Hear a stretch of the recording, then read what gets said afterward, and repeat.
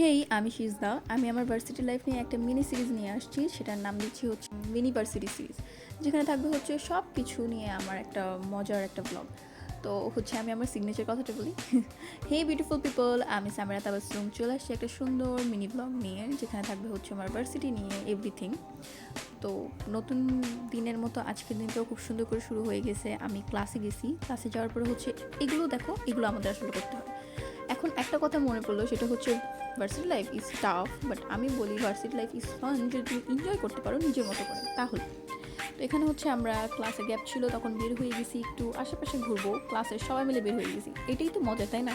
তো এখানে হচ্ছে আমার একটা ভিডিও নেওয়া হয়েছে, যেটা অনেক বেশি ভালো হয়নি, তাও আমি দিছি যে আমার রিয়াকশন থাকে যে এরকম আমি চা খেতে খেতে আসতেছি ওদের কাছে, ওরা কখন নিচে জানে। যাই হোক, ক্লাসে আবার চলে আসছি। ক্লাসে এসে হচ্ছে এইখানে আমি বসে বসে একটা ফুল দেখতেছিলাম।